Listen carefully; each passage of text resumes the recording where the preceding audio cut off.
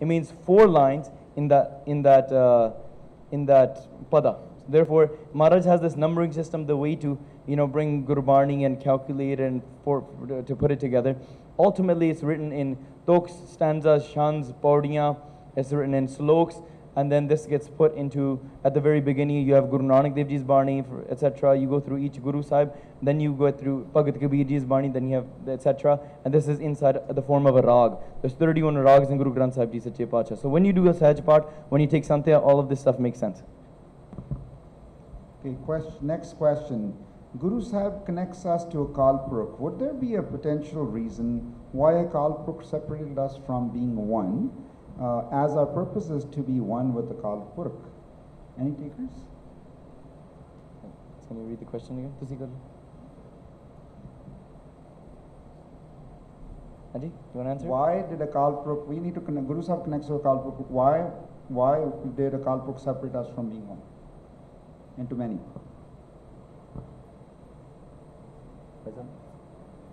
So a Kalpurukh created a game. Mere karte ek khel rachaya, koi na kisi jaya upaya. My master, my creator has made a game, and no one is made identical to another. Even when we say identical twins, there's something different about them. Maybe their personality is a little different.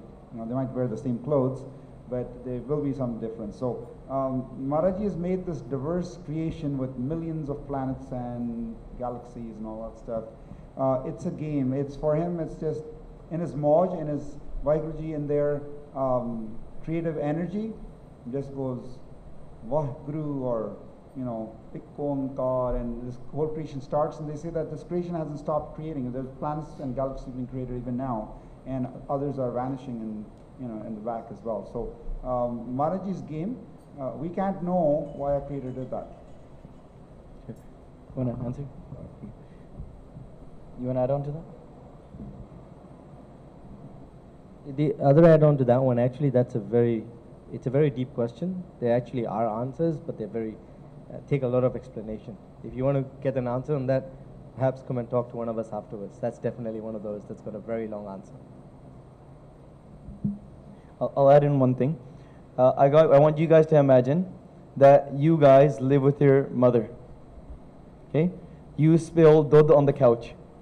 Okay? Your mom comes, and she slaps you and yells at you, and then so forth, and then you might even start feeling, you know what, my mom doesn't respect me, that's why I'm moving out, And then your mom says, oh, meri kudi varga koi hai nahi, she's the worst, and this and that, whatever. You guys argue. Imagine now, you haven't met your mom in 30 years. How many years? 30 years. Okay, after 30 years, you are landing at the airport and your mother is coming to pick you up. Do you think your mom will be still yelling at you about the milk you spilled on the couch? No. There's that experience. She's hugging you, you're crying, you're meeting each other. That feeling of union. Without separation, there isn't the feeling of union. Okay, so Mara Sache Pacha, this is Bhai Gurdas Ji saying this, Maharaj ne apni qadar dikhani sigi. Maharaj wanted to see the value of themselves. So Maharaj created this game, created a separation, so that we, Akal Purkh, we are the form of Akal Purkh, could experience what Akal Purkh is, what merging with Akal Purkh is. So it's a game Maharaj made, and to follow this game, and to create this game, Maharaj created rules. That is called Hukam, the way the game works. Okay, so we go according to the Hukam, Hukam Razai Chalana, follow the rules, and then we lose our home, we merge back and we experience, and we become one with God again. It's a game. Anji.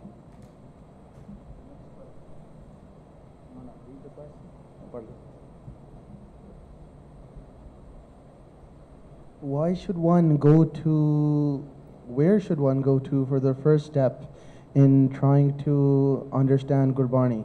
Gurbani has different arths. What resources like literature, books do you recommend for starting on that path of Gurbani in which you can understand without translations? So my twin brother, he works with this organization, and they have this like really lit YouTube channel.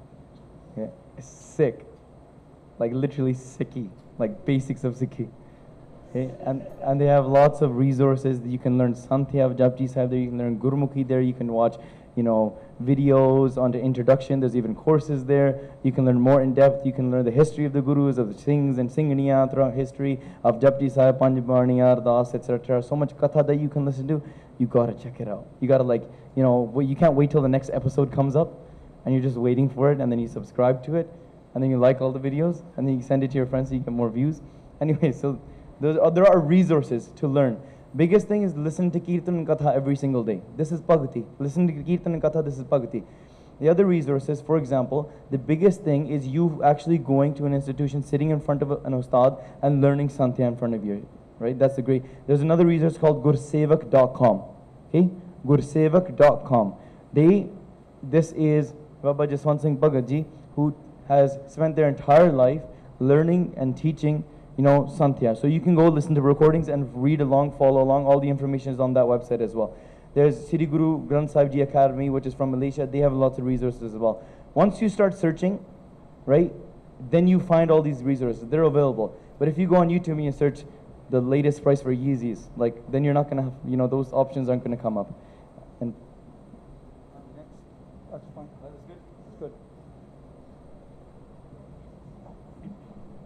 Yeah, so Katha is super important, and then a few other resources. If you go, there's two websites. One's Gurmat Vichar, and then one's Gurbani Upadesh, I believe. They have a lot of Katha on there, so you can go through the Kathas, listen to Nitnem Katha, and then get the art through that. Sitting with Mahapurush, sitting with Gurmukhs, and doing Vichar with them also will just increase our understanding of Gurbani. One thing, where to start by, just every Gursikh should have listened to Katha of the entire Panjabaniya. Okay? So listen to the Katha in English, it's available, or whatever language that you want, Hindi, Punjabi, right? Well, Spanish, we'll get it to you one day, right? If you know Spanish, we'll tell you to do Katha. Listen to at least Japji Sahib the Katha. It'll help make sense. But Japji Sahib is one of the most difficult Banis to understand. To grow more love for Sikhi, listen to Ityas, history. That'll grow your understanding of, how it is. If you have questions, you can, go read about questions. On these websites such as Gurmat Vichar and Vidya.com and so forth, you'll find lots of books. Any book that comes with the name of Bhai Veer Singh, read it, right? There'll be a great resource for that. They're available in English, Punjabi, the history of the Gurus, Guru Nanak Chamatkar, Kalgitar Chamatkar, etc. Read the life of Mahapurukhs. Like there's a book called Se Kanehya, the life of Sant Baba Harnam Singh. You read that book, mind blown, right? And I'll show you what a Gurmukh's Jeevan is, how you should be living, practical things like that. Books by Paisa by Randhir Singh, great resources to read as well. Gyan Kirna, more books about Mahapurukhs as well. So just go on these websites, and you can actually go on these forums and books to read up on stuff. And if you want more information of different texts and resources, actually start growing Vidya and learning Padarth and which TK like Freed Go TK and stuff you could be using, Professor Sahib Singh, etc. Come talk to me after, we can, talk about it. Just one thing to add on to that. There's a lot of resources available online, but what we have to realize is that there will be never a substitute for an actual ustad. So if you have a local gurdwara, there's a local Santya teacher at your local gurdwara, then there's no substitute for having an actual ustad give you one-on-one personal training in Gurbani, how to understand, how to read Gurbani, Hana. So all these online resources are great, but they will only take you so far. So if you want to go even further, then you would have to obviously get an ustad, a Santya teacher, to actually explain things to you. So next question is, how do we control our 5 vices? So Kam, Krodh, Loma, Ankar. Let's start with 2 metaphors for this that have been shared by Mahapurush and then let them expand. But we often try to control them, but don't fuel it with non-Barney. We're just trying to tackle how do we stop Kam, how do we stop Krodh. So the metaphor that was used by one Mahapurush was, if you have a boiling patila of milk or water, and you take a lid and you put it on top, but the heat's still on max, it's going to boil over, it's keep boiling over, and you're like, but I put a lid on top, I put a lid on top. They're like, you have to turn the source off, you have to turn the light off, or the heat off at the bottom. Similarly, you could have a tree, and you're trying to cut off the branches, which is Kam, Krodh, Loma, Ankar, but you keep watering it, you keep going into these you're not going to sangat, or you're going to sangat that is negative sangat, and then or watching certain TV shows and you're wondering, okay, how come I'm not able to control this? Because we keep watering that tree. So those are two metaphors that have helped me, but I'll let the other Gurmukhs explain further. I think a really, really good way to control your panchor is you have to realize that you have to actually ultimately start controlling your mind a bit more. So let's say that there's like pizza in front of you, right? Like we all want to go for that 4 slice of pizza when we don't actually even need it. So we have to learn to control our mind's desires. And once we start controlling our mind's desires, let's say we only eat 2 slices instead of 4 slices, right?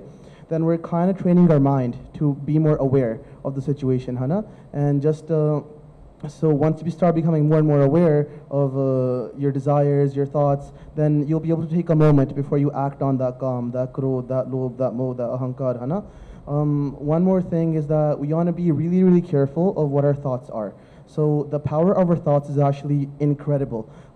If you have a really, really negative thought, that's, for example, it's drenched in krodh, in anger, you feel really, really angry towards someone, what you want to do is try to replace that thought with a positive thought and think of the gun in that person instead of krodh, Hana? Instead of thinking what's wrong with them, you might want to think what are some positive things in this person. So replace the negative thought with a positive thought, because if you try to suppress those thoughts, then they're ultimately seeds, Hana? They're seeds that will come out eventually. So you don't want to try to suppress those negative thoughts that you have in kam, krodh, lobh, moh, ahankar. You want to try to replace them with more positive thoughts. Great stuff that they said. Within the next 20 seconds, I'll say one more thing, is avoid the opposite, the contrary, where you know that if your vikars are going to be fed. So your mind is like a ball on a slope. If you leave your mind the way it is, it's automatically going to start rolling downhill towards the vikar. This is the way Maya is. Maya mamta mohani, it'll entice you. If you say, just, I want to be the way I am. But you have to push it, you have to beat it, you have to discipline it, and you have to push it up a little bit. So for example, if you're hanging out with friends that are constantly talking about, yo, check out that girl's back, or yo, that guy, oh my God, he's so like, you know, his jola is so amazing, right? Whatever it is, right? So if that's your environment, then your mind is automatically going to be led to that. If you're constantly, you know, watching dirty Netflix movies, pornography, or these types of things, you're going to clubs, that environment will affect your mind. For example, what if you're sitting with friends and one friend says, I had 4 shots of alcohol yesterday. The other friend says, I had 8 shots. The other one says, I had 20 shots. And you're like, you know what, main bhi thoda ja kar hi leni hai na. And now, what if you're in an environment where it says, one friend says, you know, I did 3 Sukhmani Sahibs today. The other one says, well, I did 12 Sukhmani Sahibs today. The other one's like, well, I did 20 Sukhmani Sahibs. As in not like ahankar, but like, you know, actually trying to improve yourself. And then you'll be like, you know what, main to Chaupai Sahib hi nahi padhiya.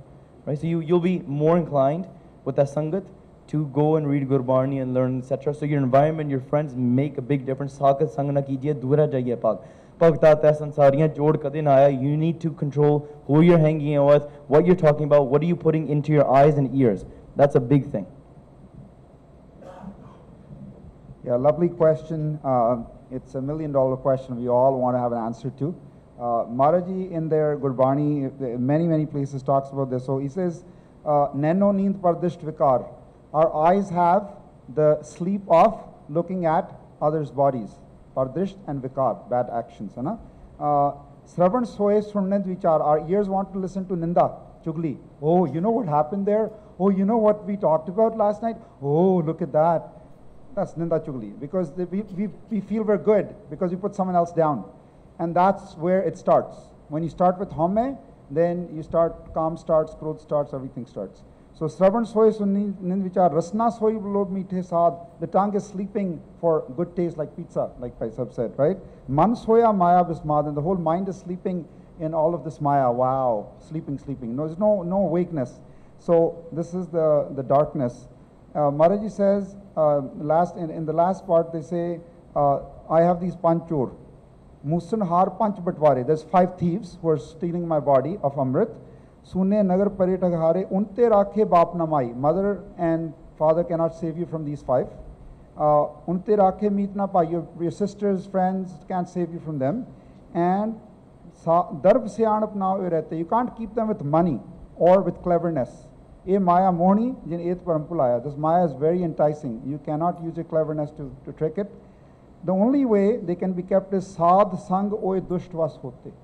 That's the only way. If you do Sadh Sangat, Sangat of Gurmukh, Sangat of Gurbani, which is Sadhu as well, then your mind is quiet. Like in this whole week, I have not been touched by Canp, Krodh, Lodh, Ahankar, to the degree which I'm touched at normally when I'm teaching school and so on. And I've just done Sangat of Gurmukhs in England and come back, and I know usually for a month I'm not touched by 5 thieves at all. So Maharaji ji bakshish hundi hai, when Sadh Sangat karde hain, that's one of the other additional things to what the Gurmukhs have said here. Vaheguru ji ka khalsa, Vaheguru ji ki fateh.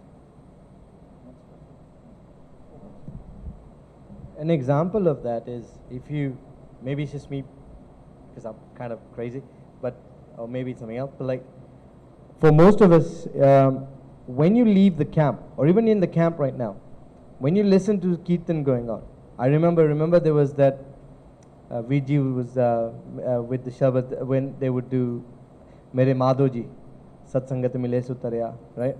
And then all of us remember that Shabad, we would remember Indra Sahib, we were like, oh yeah, we want to do that. And then even after you left camp, did it not resonate within your head? I mean, hands up, whose head it resonated in? That's the thing when you're with the Sadh Sangat. So you see things like that, that's what's resonating. No longer the latest, okay, I'm not up to with all the latest songs, but I don't know, we've gone beyond Justin Bieber, right? Or is that too old now? Yeah. But that's what happens when you're with the Sadh Sangat and you're listening to Shabad and you're with the Sangat. You remember, those things become part of you. And that's what keeps you away from all the other, from the Panch Chor. Just to very, very quickly add one thing to that. How to control our 5 vices. One very, very important thing is to do ardas. Do ardas to Maharaj that he helps you control these things, Hana? Because if we, ultimately in our very control is very, very little. Apne haath se bahut ghat hai. So what we want to do is do ardas to Maharaj and try to take as much of the Guru's mat as we possibly can. Like Harmanji said, listen to Katha, listen to Kirtan. Try to forsake your own man mat, Hana? Take 1 step towards the Guru, you'll take 1 million towards you, Hana? Charan saran gur ek penda jaye chal, sadgur kot penda peda aage hoye letha, Hana? Okay, we'll go to the next question. So, keeping in company of Gursikhs is best. I asked Bhagat ji in Toronto, मैं कह दिया para होंदा गुरसिखां ते शहीद सिंघां दे कहंदे होंदा शहीद सिंघां दा पर जिहड़े आ गुरसिख तुरदे फिरदे गुरसिख है जीवदे जागदे आ भी पैरा है. This is our border around us, so nothing gets eaten up. So Gursikhs keep each other in check as well, right? What should one do to grow their relationship of pyar with their nitnem? Also, if someone has stopped doing their nitnem, how should one go back to starting it again and continue doing it? So this is quite common with a lot of us. On our path, we drop our nitnem, we might still keep our panch kakar, we drop our nitnem, we start again. And I say, that's okay. Do not think that your amrit is broken and you're no good anymore and you should just stop putting your panch kakar on. Because when someone's married, they might not be in love with their husband or wife 100% every day. Some days they are fighting with each other, other days they are happy, other days like pyar is 5%. Your pyar with Guruji, Guru held your hand, you're married to Guruji. Do not leave your panch kakar, don't leave your nitnem. If you think you can't do it, read some Gurmukh's Jeevan like Sant Ram Singh, you'll get refreshed again. Nitnem karna jaruri hai. Do sangat of some other Gurmukh, you'll be okay, fir karna hai. So keep going, do not leave, and don't think your amrit, which is naam, is broken. Amrit is naam, it never breaks. Because you held Guru's hand, Guru held your hand, and it never breaks. So see, lage raho, one day your nitnem will become pakka, hai na? So the other thing we do is, I'm busy sometimes. I'm giving you a very realistic thing. I get up in the morning, sometimes I'm tired, I'm working till 4 in the morning preparing my lessons or doing marking, and then I have to get to work the next day. I sleep 1.5 hours, I'm getting ready. I'll put on a MP3. I'm just putting it on and listening to it. And I know it affects me. When I'm listening to Sant Kartar Singh's Nitnem, it's filling my Amrit Ras, right? Without my saying a word, that Nitnem is filling my Amrit Ras. I also play it all night. I've got my nighttime lullaby playlist, and I've got Kirtan, I've got Sukhmani Sahib, I've got Nitnem. So I'm listening to Nitnem every day, even if I at some point lose that time, I'm still having Nitnem being played. So use some of the resources today. We got technology that'll help you keep your pyar with Nitnem up. So one thing I personally find for myself is that routine is very, very important. A lot of the times we'll think that, oh, if I just miss one day, it's okay, nothing will happen. But then that one day, we justify it to ourselves. We say, chalo koi na, just one day. The next thing you know, we're missing our next day's Nitnem. It's been a month. Pura Nitnem nahi kita pa, we've done nothing. So one very, very important thing to understand is that you have to keep a routine. You cannot even miss one day of your Nitnem. Because if you miss one day, and then you end up justifying it to yourself, and then you will miss another day, and then another day, and sooner or later, you will have missed a full years of Nitnem, and you won't even remember where you are on your relationship with your Guru. Okay, this will be a bit a bit stricter than that, and then everyone else giving you like really nice answers. Khalsa Akal Purakh ki Fauj. What that means is that when you decide I'm going to take Amrit, and you've taken Amrit, and you've got your Panjbaniya, you've got your Kakar, it's like a soldier. You've become a soldier for the truth. Now, do you think of there be soldiers here who like decides, like in the army, for soldiers they've got very specific duties and rules that you have to follow. It's not something that you decide, oh, I'm not going to do it for a month. This is something you've got to train your mind yourself to. This is something you have to do. So you may think, oh, it's not working for me. But like, then you've got to go look back, why isn't it working for you? What is it? You're not understanding something? Did you not get something? Did you not, did some part of it not make sense to you? Right? So you really do need to make an effort to do it. I'm going to go, so this is totally different, right? And like, for me, the way it works is that when you decide I'm going to give this commitment to my Guru, that was your commitment you gave. So you have to stick to it. Yeah, I really resonate with that as well. Of course, developing pyar is very, very important, and that's ultimately the goal. But even on days when we don't feel that pyar and we feel disconnected, at the end of the day, it's Guru Sahib's hukam to us. So we should still do it. Like, there's days we don't want to go to school, but we still have to do it. And the more we do it, then it's like, it's a cycle, right? Because we do it, and then that Barney has an effect on us, and then we want to do it more. So there is that cycle. Another little story that was from Sant Baba Harnam Singh Ji's Jeevan was there was Gursikhs who came and asked that they would do their Nitnem every day, but they weren't feeling any effect. And they're like, we do our Nitnem everything, but we aren't feeling any effect or kind of rung from that. Why is this? And the answer that was given to them was that they asked the Gursikhs, do you do Ardas after your Nitnem? And they said, no, we don't do Ardas. And he said, that's why I said, unless you do Ardas, your Nitnem isn't complete in that way. So that's also a really important thing, that after doing our Nitnem, we must do Ardas.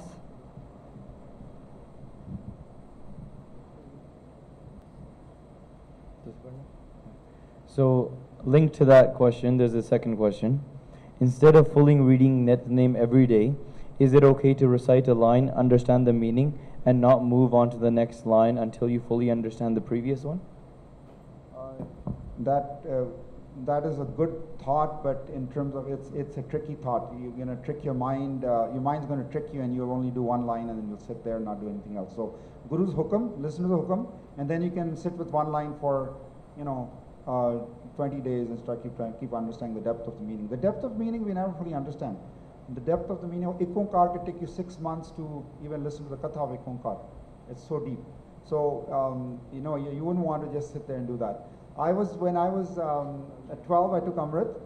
At one point, I stayed home. I didn't want to go to school and stuff. I was staying home and doing Nitnem, and I had this crazy Gada Vairag at one point where I just wanted to do Nam Suman. And I couldn't continue for more than a couple months. But at one point, I started thinking, why do I have to do Nitnem? If I just say, man mera tumsaro har nale, my mind stay with Vaheguru, that should be good enough. Why do I have to repeat Anand Sahib? But that was my mind playing the trick. Listen to the Guru, do the Bani, read the Bani or listen to the Bani, and then let it have an effect on you. So don't just sit with one line and say, "Main baki nahi karna." Baki Mahapurukhs do this. There's one Gurmukh I heard from one saying in Toronto. He said, "Othe Mahapurukhs in India, Gursikh sige." They said after 14 years, कहने में एक जपजी साहब पाठ किया है. मैं अरदास करने लगा. जपजी साहब पाठ एक मुक्के 14 साल. But that is when they are in full dhyan and they're sitting there in one tuk and just meditating on it. They're not like us, reciting and then doing other stuff. So yes, Nitnem pura karna hai, then you can do more in-depth study. We are starting to see more sings and chors in mainstream media. Are Punjabi / Sikh social media influencers / entertainers setting a bad influence for Sikhs as a whole?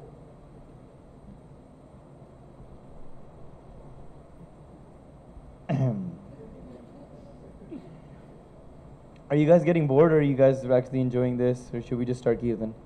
Nay, enjoying it? Okay. If you're bored, don't worry, let me know. I'm pretty chill. My twin brother's a little bit, hardcore. So, nowadays it's very easy to what we call influence. Somebody wears a dastar or KSK, or they speak on a Instagram, or they speak on a Facebook, or any means, and we give them the khatab of a pracharak. Does that make sense? Anybody that's on social media, we say, just because they, identify as a Sikh, they could be doing anything. We say that person must know a lot about Sikhi. But that's not necessarily the case. For example, somebody goes on YouTube, starts making comedy videos, right? Becomes famous for that, but has actually no Sikhi in their life. So somebody makes them a role model, a Gursikh role model, right? And then other things come out about what their actual life is like. They're, they're in clubs, this and whatever. And then that's actually a negative influence. Instead, you're leading everybody to an example, a role model, that's a Sikh identity, and then it's giving a bad example, because it's not going towards Tat Sikhi. It's not going towards that Gurbani Vidya that takes years and years to learn, that takes the entire life of doing seva, that Nimrata is not there, that lifestyle is not there. It's not implemented to their jivani. Jivan, your achar or your actions, they become prachar. What somebody speaks, that means absolutely nothing. My words, whatever I say to you, that may or may not even make a difference to you. But the way I make you feel, the way that you relate with me, our interaction and our experiences together, that is what's going to make our relationship memorable. That is what may or may not inspire you. So somebody else could go on and they could just, be writing some, lines, and they put it on a, an account, right? A social media account. And next thing you know, they're famous for that. Somebody else stars in a movie, and next thing you know, they're a Sikh role model. Somebody else, they win the election, they become a leader of some party, they become a great role model. So really all of these things, you have to differentiate between what their job in the world is. That's great, everybody's doing something. But what is their role in the practical panth and the whole field of prachar? The fault right now is, in our panth, we don't understand the field of prachar. The field of prachar is always connecting back to Gurbani, is always going and influence and living your lifestyle in such a way. For an example, somebody can go make a video, puts it on WhatsApp, and then it goes viral, and all your uncles and dads are sharing this, right?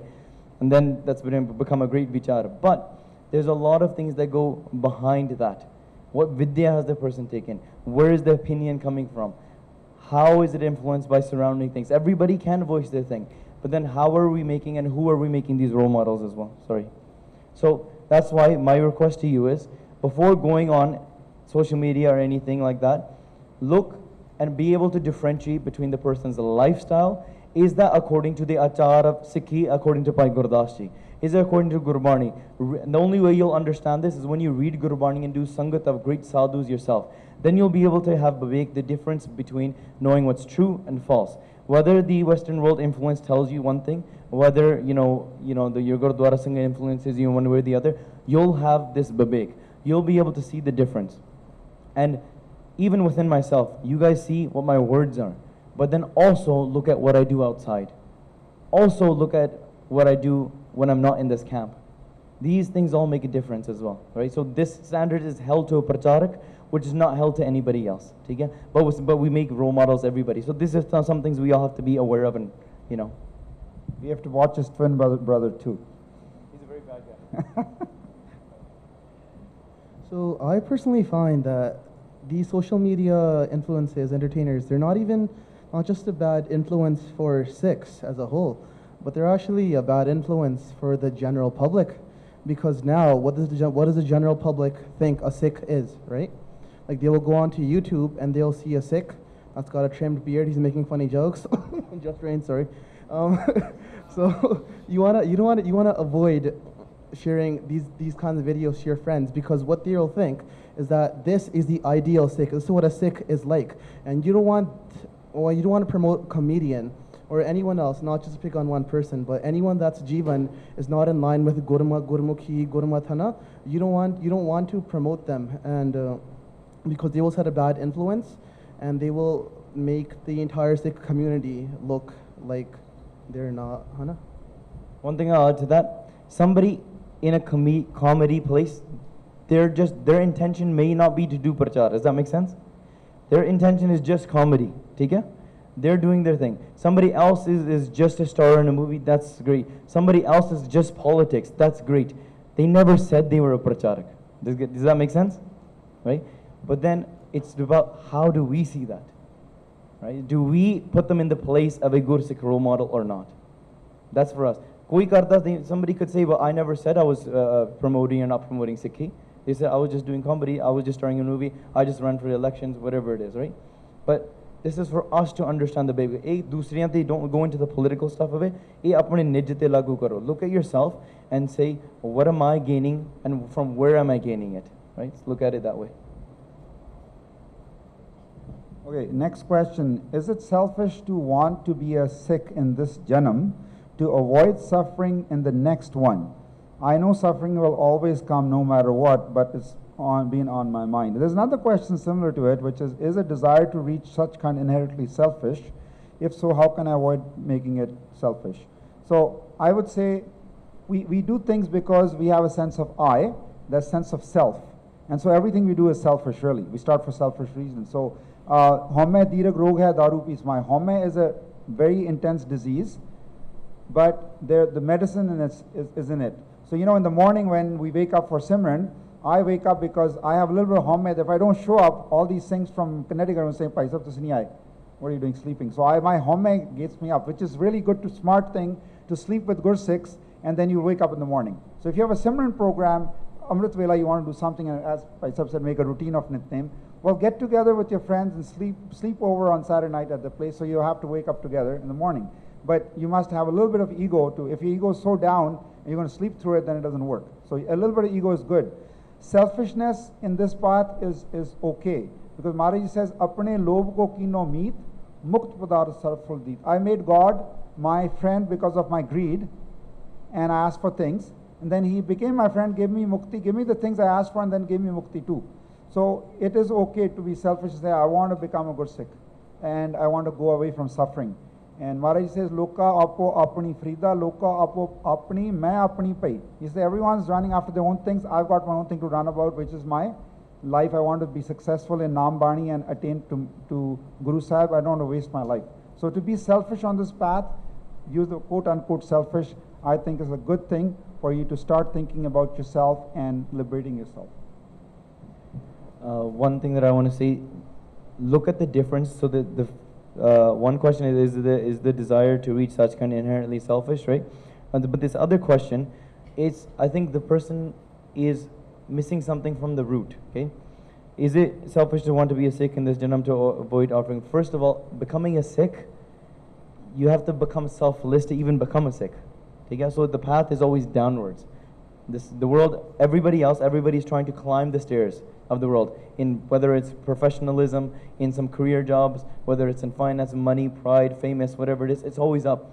The path of the sadhus, the path of spirituality is downwards. You always have to become lower in order to walk this path. It's not becoming high. You actually have to lose yourself. So inherently, it's actually the opposite, the way it is. And you have to see the difference. There's a difference between self-interest and homme. You wake up in the morning, you knowing that I'm waking up in the morning, I'm eating breakfast. I'm the one sitting in this Q&A in this camp, and I'm talking. The sense of self, the self of your existence, that is homme.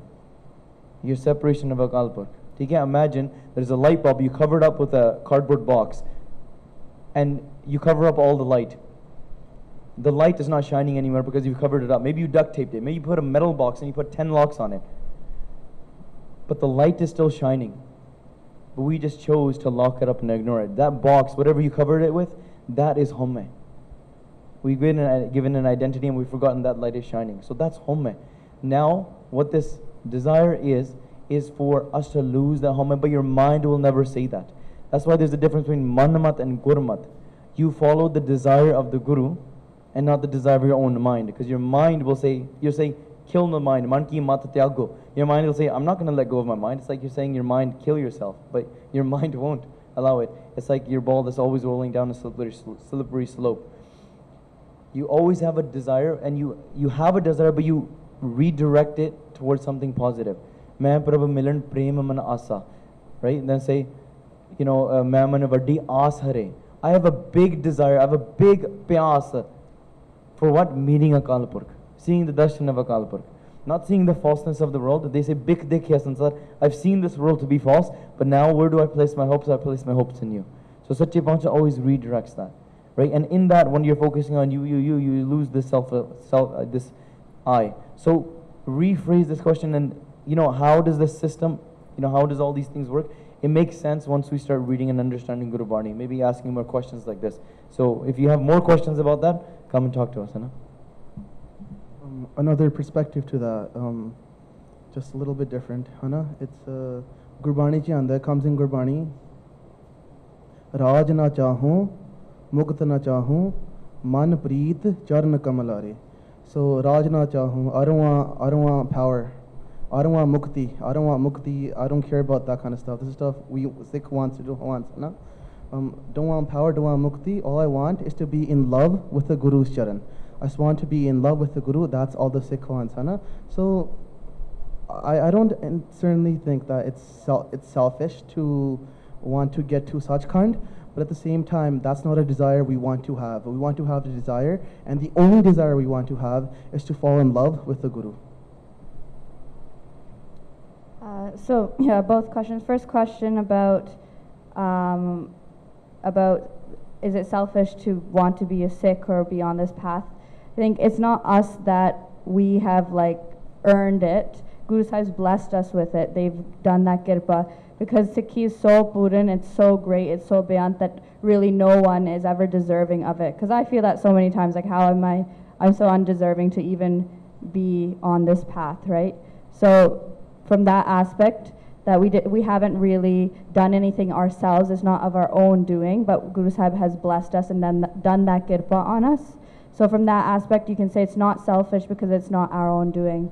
And then similarly with the second question, I would also say similar to what Baji said here, even other Gurbani Tuks, Tarmi Taram Gavave Mange Mok Duar.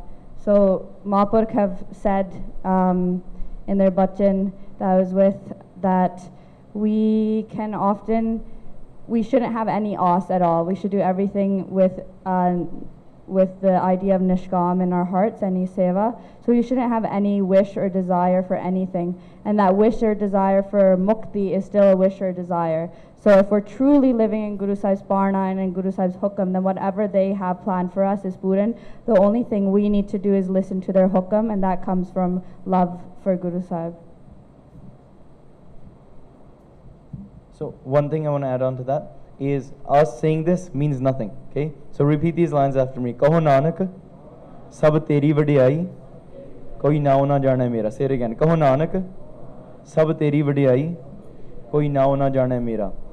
Anytime you're walking this path, anytime you do any seva, anytime you come to the darbar, keep on saying these lines again and again and again. Eventually you'll realize, Kaho Nanak sab teri vadiyai, koi nao na jane mera. Always use Gurbani to fill in any questions or doubts, right? Use Gurbani in that way. Guru. So there's a really, really deep question here, which I'm going to read just because I think it might pertain to a number of people, and it might question you. But we might have to take some time individually if you want to come to one of us, and because it's very personal. Okay, if someone in my family is an alcoholic, shrabi, the alcoholic, and is mentally abusive, am I in a negative environment that I should stay away from, and how should I? Okay, so it's pretty powerful, and it might be mentally abusive. Someone else might say my parents are physically abusive. Or in a relationship maybe, right, when you're married, how do you deal with that? Okay, this is pretty personal. I don't think you should be living in that circumstance really. I don't think anyone should be abusive to you, so you need to address it. Don't say, well, I've got to live with this, because it is not okay. That person needs support, whoever it's a dad or mom who's alcoholic needs support, find out how you can help support, whether you talk to the community, talk to a counselor who can help you at school, but eventually they need help. They can't be physically, mentally abusive to you because it's really hurtful to you as a being in your growth, because that person is not well. They can't be affecting you in that. So you should go about it asking a counselor at school, maybe talking to someone who has experience in dealing with that to get started. But you shouldn't be masking it. Okay? Don't put it under the rug, because it's very hard to live a life like that. Okay? As a school teacher, I know I won't let my students in that situation. In fact, I mean, I'm legally obliged to have to call children's aid services at that point, right, if I know something's happening. Second question is, I am an Amritari and my dad is an alcoholic, and there's, I forget what it says, meat legs or meat in my house. Am I not allowed to have Guru Sahib in my house? Again, very personal question in that sense. I mean, I know Gursikhs who have Maharaji, they brought Maharaji in the house and they do drink, they've got bottles of alcohol and they eat meat because they're not Amritari. And some of them are Amritari, they follow Akal Takht Mirada and say we can eat meat. So there's all this gray areas there. I'm not going to address this out in the open because there might be a number of situations there. As you can see, it's a bigger question, but I do want to address it because you might be in that situation, you don't feel comfortable bringing Guru Sahib's Swaroop, and so people have different opinions as well. Okay, I've known Guru Sikhs in Toronto who say, when the planes brought Guru Sahib on one seat per Guru Sahib, you know, that whole episode happened where a lot of satkar was given. Well, those Gursikhs who brought those troops say, they always ask someone, "Vai tusi kare meet shraptani varte." That's how they give the swaroop. So it's very personal. I can't judge anyone on that. And at the same time, everyone's Gursikhi is so personal. And Guru Sahib's Swaroops are in all over the world. I mean, I went to Bangkok and almost every family has a Swaroop. What is their condition there? Are they drinking alcohol or not? Alcohol is not Gurmat. It's against Gursikhi values. But at the same time, I can't really give a judgment on that Gursikh, that person's on that path. I know Guru Sahib's Swaroops are in Sindhi families' homes. Sindhi families are not Sikhs, Gursikhs. They cut their hair, but they have been big Shardalu of Guru Granth Sahib. They keep Guru Granth Sahib's Swaroop and they read. Muslims in Pakistan, they read Guru Granth Sahib Ji. Right? So I don't know what their personal life is, and for me to be a judge at that point is tough. But I think there's a more personal sort of dialogue needed. I'm just opening this up because I think it's an interesting dialogue. There's no, for me, it's an open sort of concept. Maybe for other Gursikhs might be, yeah, there's a clear-cut answer. For me, it's a little bit, because I've seen the world, I've seen Gursikhs from around the world. I know what happens with Swaroops, and I know that Guru Sahib's Swaroops are there for giving a message of the Gurbani, and that if we have the message and we follow it, we will be better people and maybe attain to Vaheguruji. So that was the purpose of Guru Bani, but at the same time, you have to respect Gurbani, and for everyone, that respect is different in their own journey. So next question.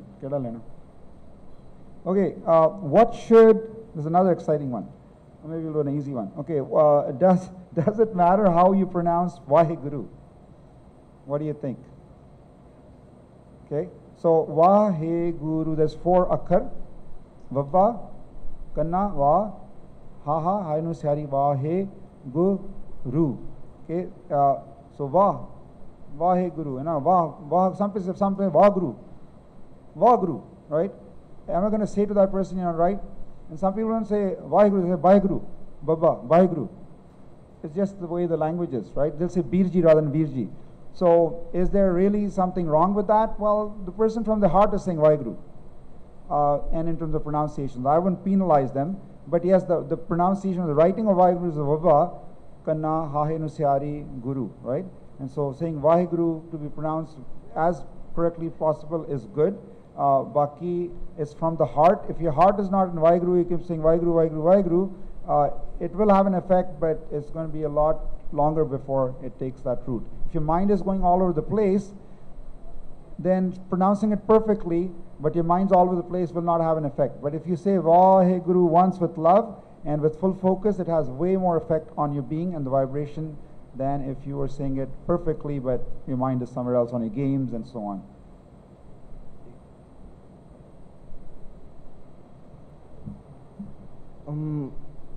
I think this question might also be I'm not sure where it's coming from, but could also be talking about how different jathebandis might be doing Simran, है ना?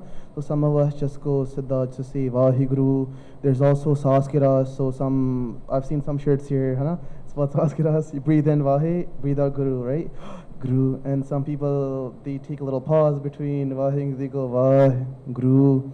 I personally think it doesn't matter how you say it. I think just do Simran, है ना? Sometimes we get so caught up in am I saying it right this way or should I do it this way? I think it doesn't really matter. Just say Vaheguru, है ना? Just do Simran, focus on that. So, we got 5 questions left and we have 5 minutes left, starting now. Not starting like 3 minutes ago. Okay, this question, why did Baba Banda Singh Bahadur surrender? He didn't. Baba Banda Singh Bahadur was captured, he was taken, he was made shaheed, right? And then his son was also made shaheed as well. So that's cutting the long story short. Oh, 13 minutes or 5 minutes? 5 minutes. Yeah? Let's come to a middle ground and say 5 minutes. Okay. Okay, next question. What is Guru Nanak Dev Ji's grandson's name? So just like you guys know, because you all read history and you are all Brahm Gyanis, right? Guru Nanak Dev Ji had 2 sons, correct? Baba Shri Chand and Lakshmi Das. Baba Shri Chand didn't have any children, right? Baba Lakshmi Das, they did get married and they did have children. Baba Lakshmi Das's son's name was Dharm Chand. Okay, Baba Dharm Chand. That is the grandson of Guru Nanak Dev Ji. The Bedi family continues. So Gristi Gaddi went to him, Udasi Gaddi to Baba Sri Chand, and the Guru Gaddi, above all, went to Bhai Larna Ji and who became Guru Angad Dev Ji. Okay? Next question, which is about history as well. What is the name of one of the grandsons of Bhai Mani Singh Ji? Bhai Mani Singh Ji, like you know, had many grandsons, but if you want to just name one of them, because they said name one of them, Ram Singh. Okay? Oh, sorry. Next question. Sometimes I feel the people that should be in this Q&A aren't really here. Okay. What should we look for when choosing a life partner? Okay, Harman Singh Twin already has a life partner, so you will have a list of things you can say. When I was looking for someone to get married to, I had a list of things, a long list of things, which became shorter and shorter, because maybe not. Okay, so my list of things has to be Amritari. Maybe has to be Amritari. After that, I'm looking for someone who has a compassionate heart. Okay, I'm looking for someone who's truthful. I'm looking for someone who's not false. I was looking for someone who doesn't do makeup and who doesn't wear gene, because to me that person is now fake. They're trying to please the world. I wanted someone who is very emotionally intelligent, who can help me make an elegant home. I wanted someone who does kirtan. I wanted someone who maybe could play tabla with me, and really have a good Sikhi life. They would want to serve. I would say on top of all of this, make sure that you have your own list of things. I mean, I had one thing who said, I want a wife who goes to the gym every day. Maybe not. So you really have to become realistic sometimes over those things. And you have to have a list of things. I think it's perfect that you have a list of things and then maybe go from there and see which things you can have or not have. But really looking at internal qualities first. I say now to anyone, if someone says, I'm looking for someone, I say, well, look, make sure they are hardworking, because you can't change someone's behavior. If they're not hardworking, they're not mehenti, they can show you all the false stuff outside. Like they can show you they're great on the outside, but you can see someone's energy for sure. So obviously, I say look for someone who's hardworking. First thing is they are on the same path as you are. If they're not on the same path, you've got two people pulling each other this way or that way. There's a saying in Punjabi, Jodiyan jag thodiyan, narad bathere. Jodiyan, the pairs are very few that take the bullock cart. They're a pair of ox. There are very few that are good bullocks that pull the bullock cart or the cart. Normally there are narad. Narad means one bull will pull one side more than the other one won't pull it properly. So you really have to work with the other person's stuff. Sometimes you think I'm going to get this perfect utopian sort of a situation, but you really have to look for the bigger pieces, the bigger rocks, and then learn to work with the person you are married to. So, really good question though.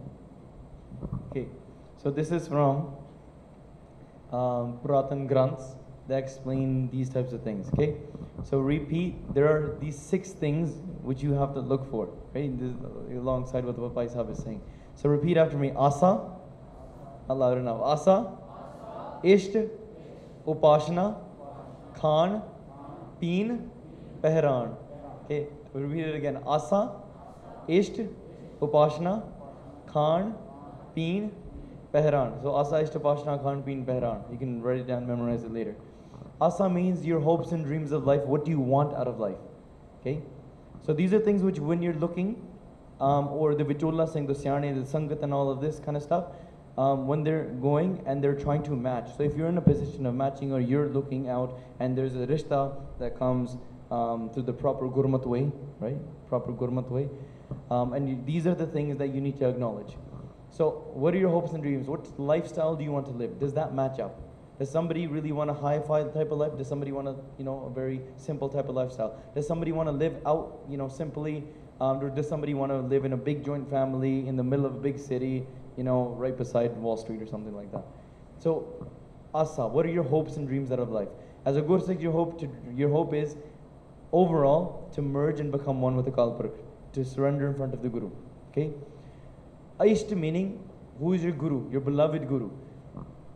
Your Guru has to be the same. So interfaith marriages, that's why they won't work. Because eventually you'll be working alongside to a certain goal, and when there comes a point where faith and something else, they conflict, then you either have to compromise one or the other. So you might have to compromise your relationship a little bit, or you might have to compromise your dharam a little bit. Therefore, having one common goal, because if your Guru is the same, and the two spouses, they're moving to think of a triangle, the closer they move to their common goal, the closer they move to each other, and as soon as they become at the very point, they merge with the Guru, then it's tan bir ehna aakhin behne katte hoye, ek jod doi murti tan bir kahiye. So they're 2 souls in one. That can only happen with the Guru's kripa. If there's 2 common goals, or there's no common goal, 2 goals, then they're going separate ways. Does that kind of make sense? Think of it in that light. So Guru has to be the Isht. Upashna, how do you worship that Guru? You guys have to be able to come to a common ground on that as well. Imagine somebody, usually this isn't the case. Somebody really, really loves Kirtan, they don't want to do anything other than Kirtan. Somebody else, they really, really love doing Gatka and Santya, and they just want to focus on that, and then, but usually your Guru is still the same, all these things match up. But Upashna, the style and the way, can you do Sangat with each other and connect to your Guru? That has to be the same. Asa Isht Upashna Khan. So the way you eat, right? Somebody is like, super like into health, and all they see is carbs, protein, and this, and the other person, all they see is like cheese, right? And so these things try to, match. Somebody really, really, hates roti. Somebody can't live without roti. Obviously, this doesn't make or break a rishta. Like, don't think of it like in that way either. But these are things that, you have to come to a common ground, and these are things that you work with, on a daily basis. You have to eat breakfast, lunch, and dinner, right? So the other thing is, does somebody eat meat, or does somebody not eat meat? Do you eat meat or do you not eat meat, right? So that kind of thing makes a difference as well. Does somebody in the family, do they eat meat or do they not eat meat? These things make a difference. Canp, do they drink or take any intoxicants and stuff? And does that match up with you? Somebody else in the family, remember, you don't really marry the family. This is my experience. You marry the chacha, tai, pua, the pua's dogs, sisters, whatever. You marry everyone. This is everything, like, especially if you, in the Punjabi culture, if you want to say. So, Khan, Peen, Pehran, the way you dress and the way, your lifestyle, like whatever luxury lifestyle, that could be your car, that could be the way you dress, your appearance. These things you want to come to a common ground and, make sure you guys understand each other as well. Above all of this, there's something you need to have before this. So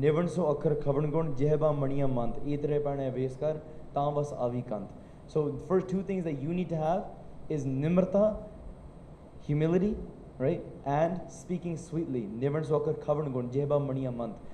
If you don't have these 2 qualities, you'll collide on all of these other things. These are 2 things you need to implement on yourself. Other thing, don't ever expect anything from the other person. Don't go for good looks. In these 6 things, there was nothing written about what degree the other person has. How much money, what is the bank balance, or, are they a Jat or are they a Sani, what are they? Right? That's not part of this. or are they good looking, or that's not part of it as well. That is bas man di gall hai, right? The other thing, the main thing is don't expect anything from your partner. Don't think that your partner will bring you happiness.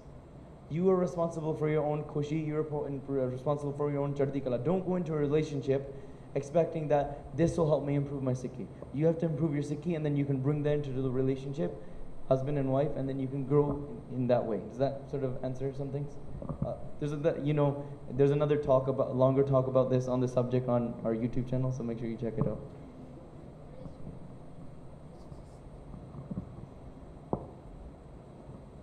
I think you might as well have dropped the mic after that point because there's nothing like friendly left.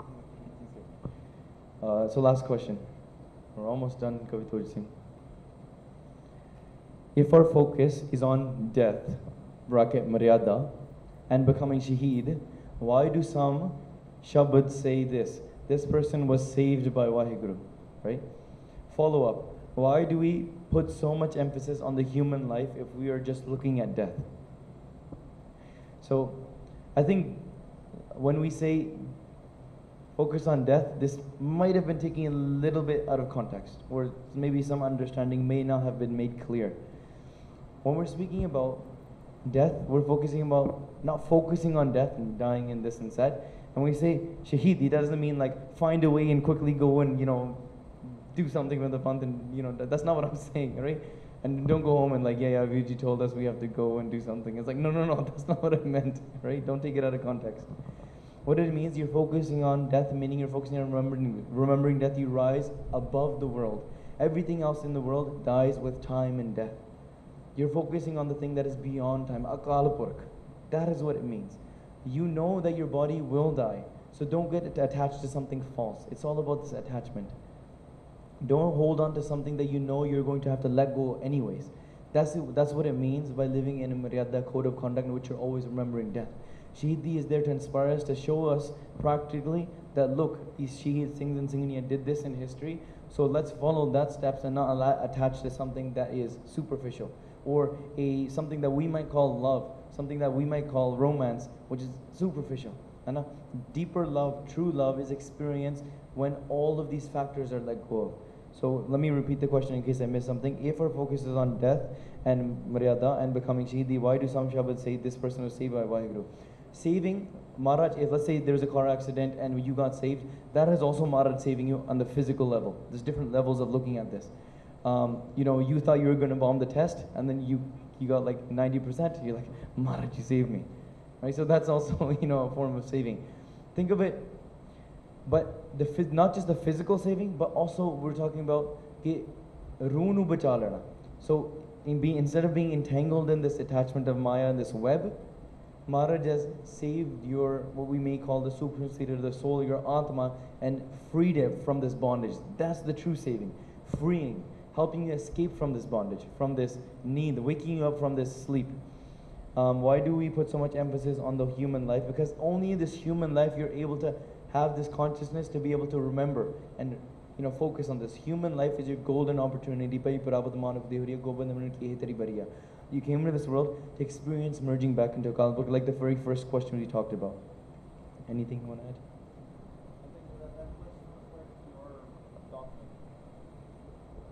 Well, it is the question's asking about if our focus is on death, one thing we might want to consider is that we're not obviously always looking at the physical death, we can also look at death of our mind, which is death of our desires, death of the panchor, So if our focus, let's look at the question in this way.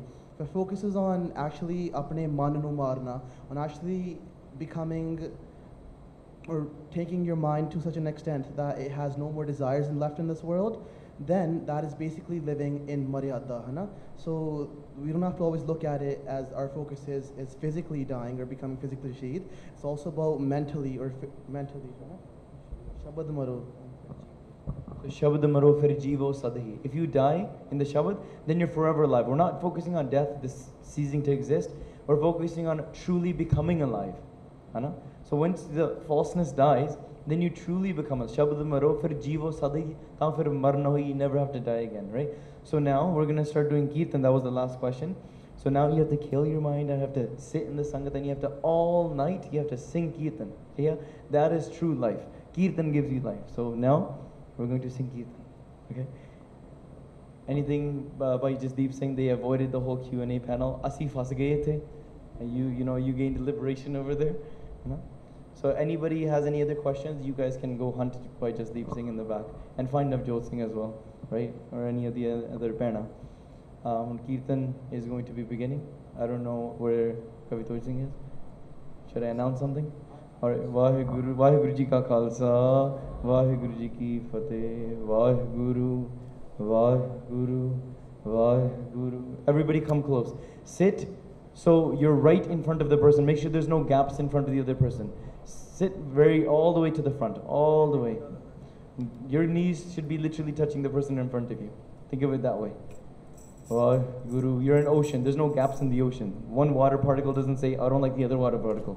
Okay, come close. Guru, Guru, Guru, Guru, Guru, Guru, Guru, Guru, Guru, Vaheguru, Vaheguru, Vaheguru, Vaheguru, Vaheguru, Vaheguru,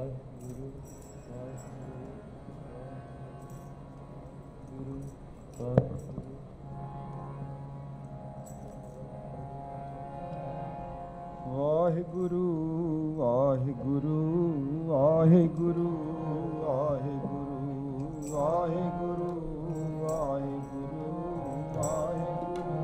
Vaheguru,